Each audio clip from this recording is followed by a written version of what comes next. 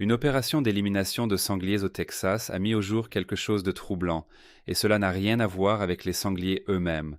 Une mission ordinaire de retrait de faune sauvage dans le comté de Blanco a capturé des images infrarouges de caméras de surveillance que les chercheurs n'ont tout simplement pas pu expliquer après les avoir examinées. Ce que les caméras ont enregistré n'était pas une horde de sangliers ravageant un autre champ. Ce n'était pas un piège raté, une chasse manquée, ou un éleveur perdant les revenus d'une autre saison du jour au lendemain. C'était quelque chose qui n'avait jamais été documenté à cette échelle nulle part dans le pays.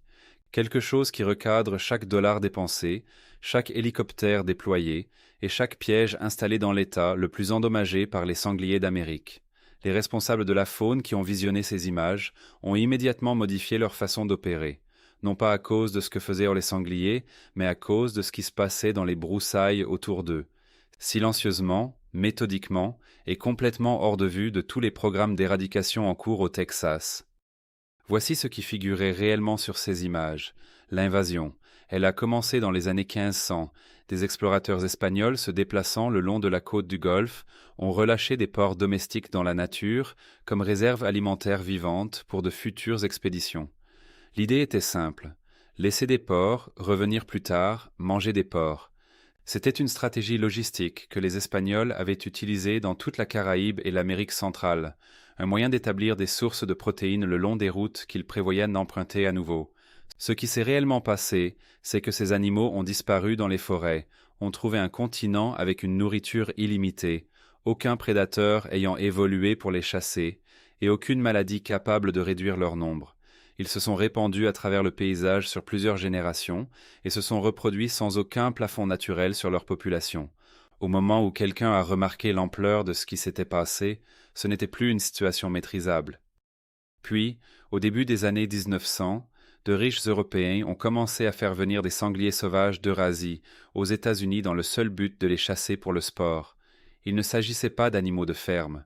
Ils avaient été façonnés par des siècles de survie dans les terrains les plus rudes du continent européen, traqués par les loups, poursuivis par les hommes, transformés en créatures maigres, agressives, rapides et dotées d'une endurance que le bétail domestique n'a jamais eu besoin de développer. Quand ces sangliers se sont échappés de leurs enclos et ils trouvaient toujours un moyen de sortir, ils ont rencontré les cochons domestiques retournés à l'état sauvage qui s'était déjà répandu dans toute la moitié sud du pays. Ce qui est né de ce croisement était quelque chose de bien pire que l'un ou l'autre des ancêtres, un hybride qui combinait la capacité reproductive du cochon domestique et sa flexibilité alimentaire omnivore avec l'agressivité, l'intelligence, la vitesse et la résistance physique du sanglier sauvage. Plus fort, plus intelligent, plus adaptable et plus destructeur que tout ce que le continent avait jamais produit sur quatre pattes. Une créature capable de manger n'importe quoi, de vivre n'importe où, de se reproduire en nombre stupéfiant et de supporter des conditions environnementales qui auraient tué la plupart du bétail. Une bête conçue pour l'invasion dans un environnement dépourvu de toute défense évolutive contre elle. Et les hybrides ont continué à évoluer, chaque génération affinait la combinaison. Le cochon domestique apportait son taux de reproduction rapide et sa volonté de manger littéralement tout ce qui est organique. Le sanglier sauvage apportait sa méfiance, son agressivité lorsqu'il est acculé, sa constitution maigre et musclée, et sa capacité à survivre dans des conditions difficiles qui auraient tué un animal élevé à la ferme en quelques jours. Le résultat était une espèce invasive à la fois aussi prolifique que le bétail et aussi difficile à attraper qu'un prédateur sauvage. Voici l'équation qui transforme le confinement en une impossibilité mathématique. Une seule truie sauvage peut mettre bas 2 portées par an, jusqu'à 12 petits à chaque fois.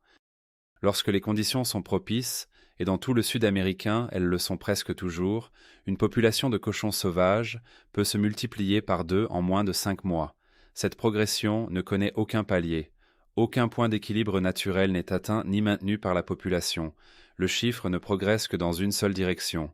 Le département de l'agriculture des États-Unis estime aujourd'hui que le pays abrite environ 6,9 millions de porcs sauvages. Le Texas, à lui seul, en héberge près de 2,6 millions, répartis sur 253 de ses 254 comtés.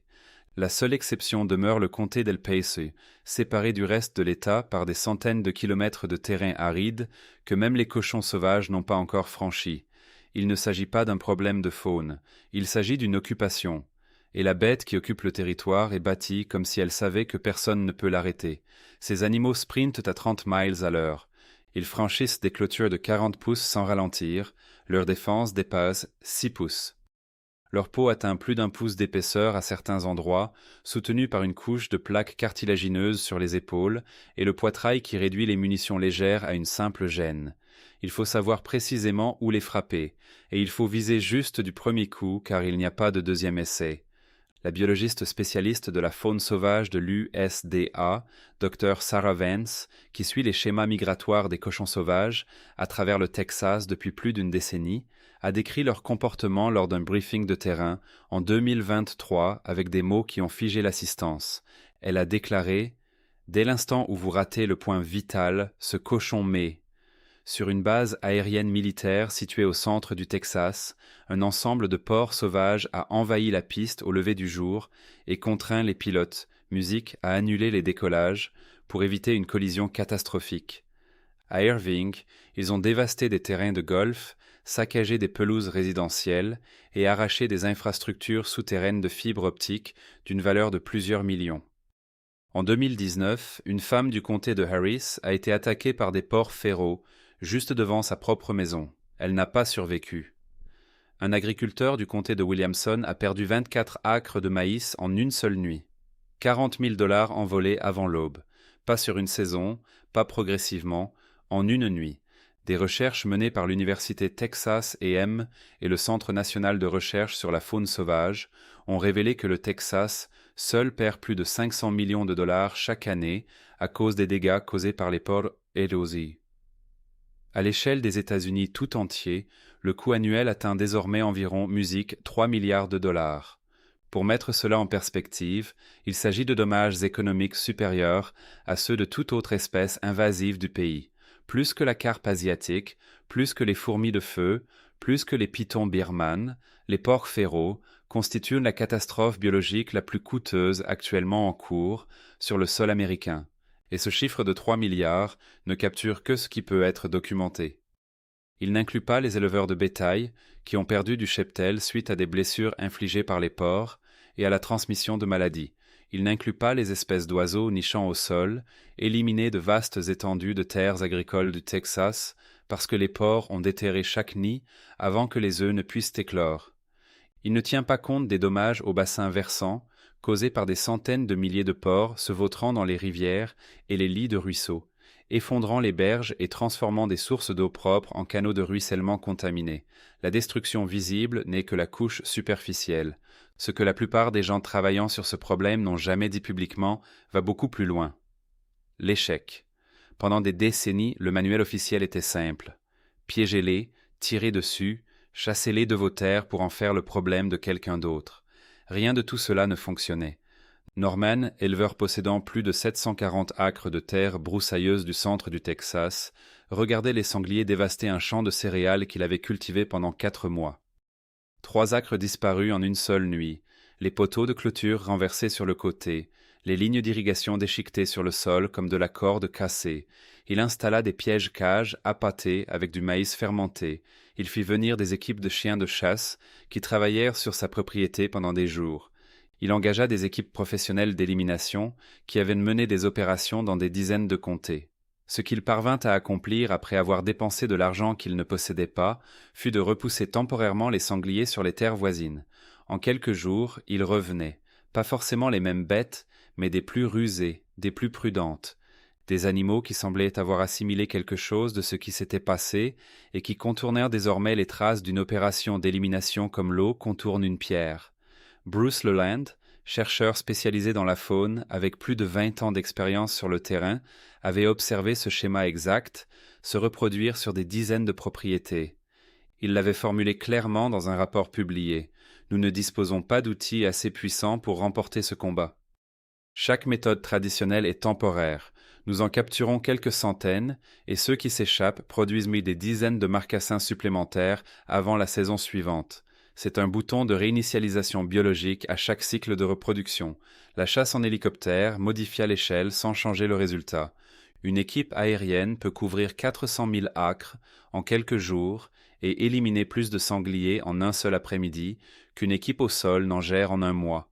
Mais les calculs ne changèrent jamais. Les sangliers se reproduisent plus vite que quiconque ne peut appuyer sur une gâchette. Pour chaque troupeau éliminé d'un ranch du comté de Campbell, 2 autres surgissaient des broussailles de l'Est. Les terres se remplissaient à nouveau en une saison. Voici, musique, le détail qui n'a jamais trouvé sa place dans les communiqués officiels. Les techniques employées aggravaient parfois la situation au lieu de l'améliorer. Une pression intensive de piégeage et de chasse ne fait pas que diminuer les effectifs de sangliers dans un secteur délimité. Elle les disperse. Les bêtes qui survivent à une opération d'élimination ne restent pas sur place en attendant la suivante. Elles se répandent sur des territoires plus vastes, gagnant des comtés qui étaient auparavant épargnés, fondant des populations totalement nouvelles dans des zones où aucun sanglier n'avait jamais été recensé. Chaque vol d'hélicoptère qui chassait un groupe d'une propriété semait essentiellement des graines ailleurs, et plus les agences forçaient, plus la dispersion s'étendait. C'était l'équivalent biologique de presser un ballon. La pression à un endroit créait des bosses partout ailleurs, et les animaux survivants n'étaient pas semblables à ceux qui avaient été capturés. C'étaient les individus suffisamment prudents, rapides ou intelligents pour s'échapper, ceux dont les traits comportementaux les rendaient les plus difficiles à piéger, les plus difficiles à abattre, les plus difficiles à repérer, et c'étaient eux qui se reproduisaient. La sélection naturelle, alimentée par la pression de chasse humaine, produisait une population de sangliers mesurablement plus difficile à capturer à chaque génération. Une seule opération coordonnée par hélicoptère sur un grand ranch texan peut coûter 20 000 $ avant qu'un seul sanglier ne touche le sol. Les services phoniques de l'USDA ont dépensé plus de 100 millions au cours de la dernière décennie pour contrôler les sangliers sauvages à l'échelle nationale. Les revues se sont remplies d'études, les musiques colloques se sont remplies de présentations, et à travers le Texas, la population de sangliers continuait de grimper. Personne n'avait résolu le problème, ni le gouvernement, ni les éleveurs, ni l'industrie de la chasse, ni l'USDA. 3 milliards de dollars par an de dégâts, et chaque solution disponible était temporaire au mieux. Mais voici ce que personne dans aucune de ces salles de conférence n'avait pensé musique à vérifier. Alors que chaque agence et chaque propriétaire terrien dilapidait des sommes considérables en tentant de résoudre ce problème de l'extérieur, depuis les airs, depuis un hélicoptère, depuis une ligne budgétaire, quelque chose d'autre était déjà en train de le régler discrètement dans les broussailles. La nuit, sans budget, sans équipe de terrain, sans le moindre communiqué de presse. Les caméras enregistraient la scène depuis des années. Personne ne comprenait ce qu'ils voyaient, pas avant qu'ils ne commencent à prêter attention au nid. La révélation. Vers 2014 environ, les chercheurs de terrain travaillant dans la région vallonnée du Texas ont commencé à découvrir quelque chose qu'ils ne parvenaient pas à expliquer. Les nids de cochons sauvages, ces abris peu profonds aménagés dans les broussailles, où les sangliers abritent leurs porcelets nouveau-nés durant les premiers jours fragiles de leur existence, se retrouvaient complètement excavés et vidés. Non pas pillés par des chasseurs, non pas déclenchés par des pièges, mais physiquement creusés et nettoyés.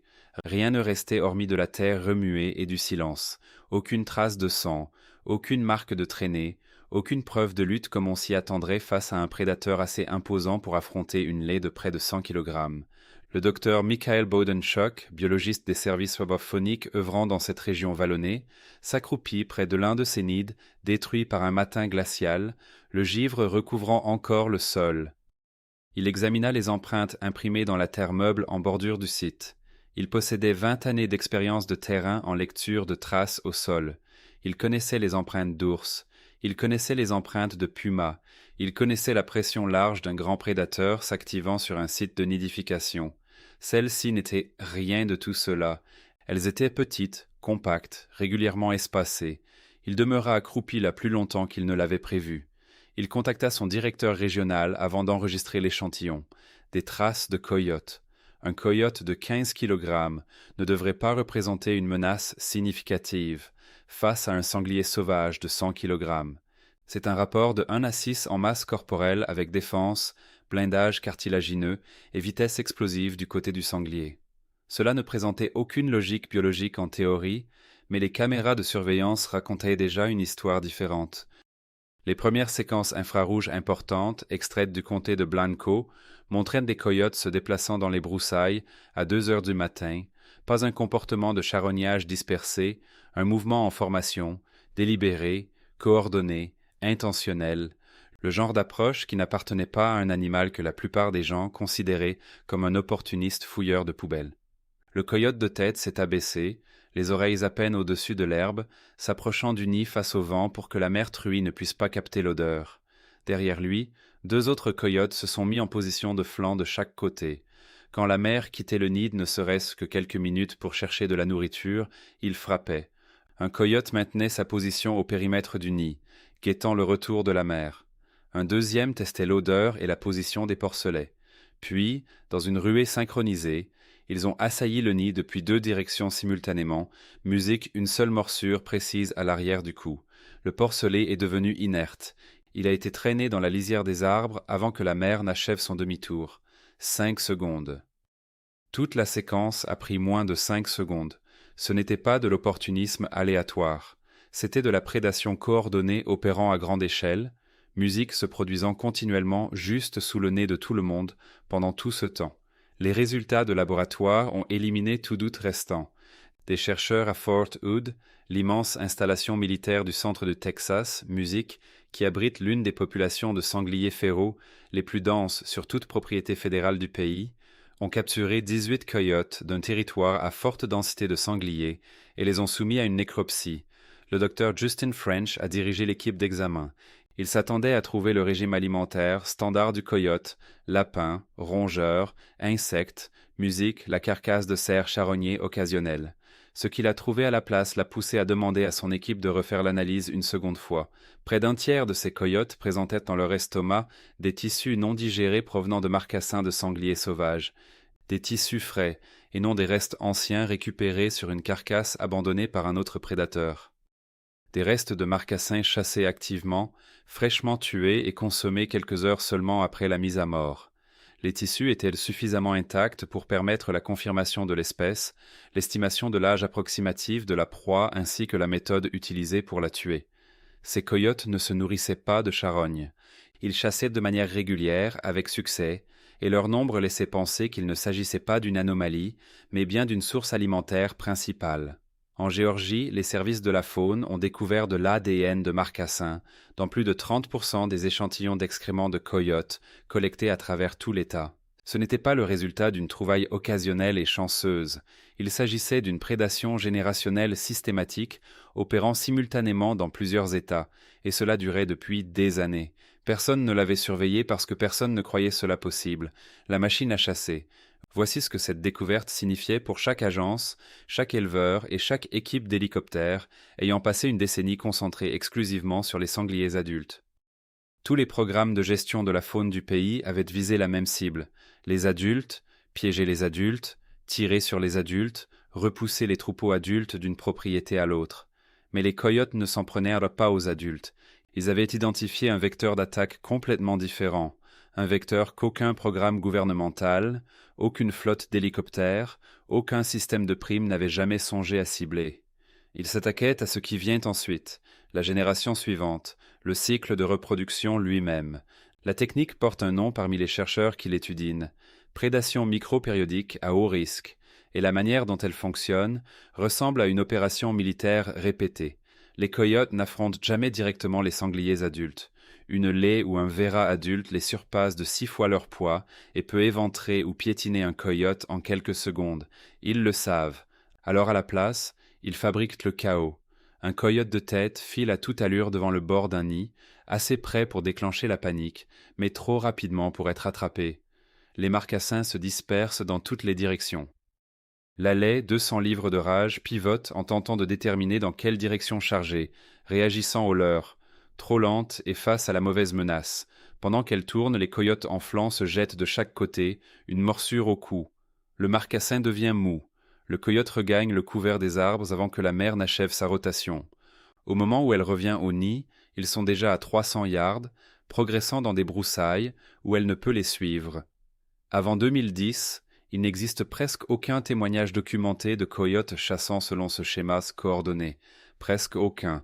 Mais les caméras de surveillance à travers le Texas et la Géorgie les capturent désormais régulièrement, opérant en groupe de 3 ou 4 avec des rôles définis.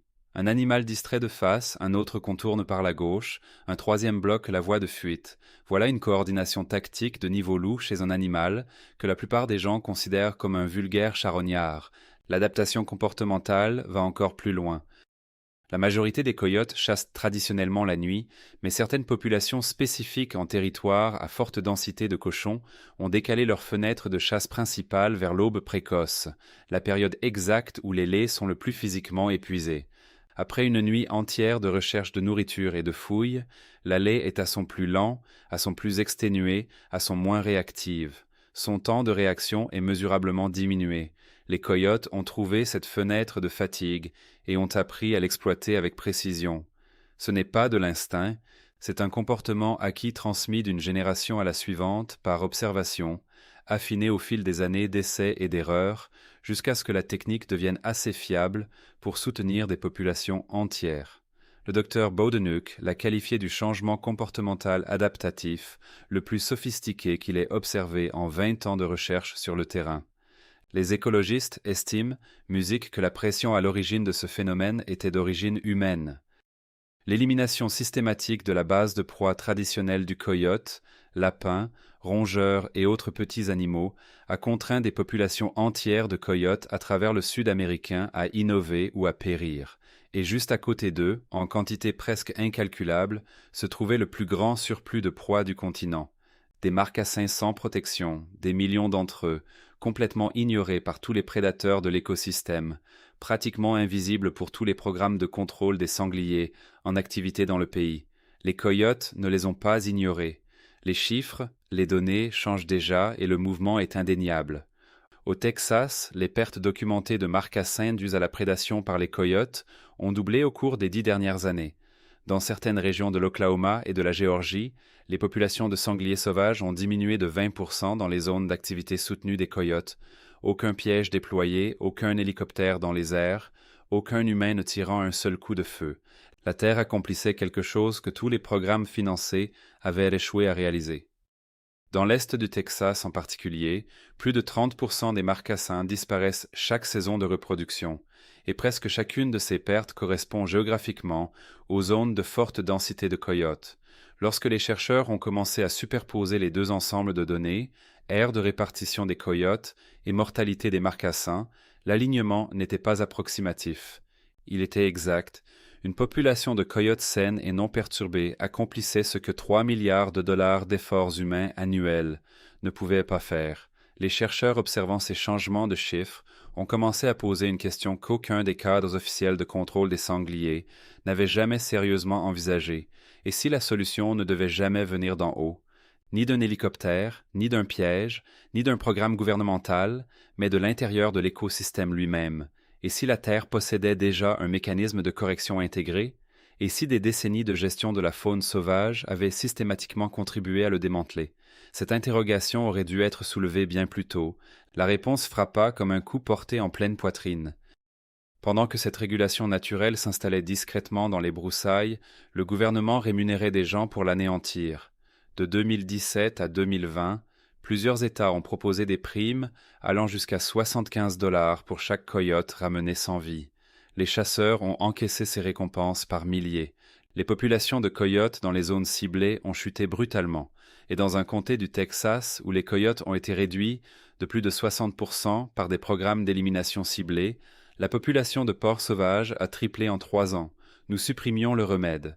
Tandis que les éleveurs dépensaient des fortunes en pièges et vols d'hélicoptères produisant au mieux des résultats temporaires, la seule force biologique réellement capable de frapper les populations de cochons à la source, au niveau des porcelets, au niveau générationnel, au point précis du cycle vital, où l'avenir de la population se détermine, était rayée de la carte avec des fonds publics. Les programmes de primes n'étaient pas une solution. Ils jetaient de l'essence sur un incendie pendant que la seule chose capable de l'éteindre observait depuis la lisière. La nouvelle guerre. Cette prise de conscience a brisé l'ancien schéma en deux. Le Texas s'est depuis orienté vers une stratégie coordonnée multiméthode qui pour la première fois inclut formellement la protection des populations de coyotes dans les régions à forte densité de cochons. Des pièges intelligents bordent désormais les périmètres des ranchs en activité à travers l'État. Ce ne sont pas des cages en bois provenant d'un magasin agricole. Chaque unité est équipée de caméras infrarouges, de panneaux solaires et d'une connexion sans fil vers une application téléphonique. Un éleveur peut s'asseoir dans son canapé à 23 heures, consulter un flux en direct de sa propriété et observer en temps réel un groupe de porcs pénétrer dans l'enceinte. Il patiente jusqu'à ce que chaque bête du groupe se trouve à l'intérieur. Ensuite, il appuie sur un bouton unique et la grille s'abaisse. Ce point compte davantage qu'il n'y paraît. Les porcs sauvages possèdent une intelligence suffisante pour que, si vous capturez la moitié d'un groupe en laissant l'autre moitié en liberté, les survivants ne s'approcheront plus jamais d'une structure similaire. Ils transmettent à leur descendance la nécessité de l'éviter.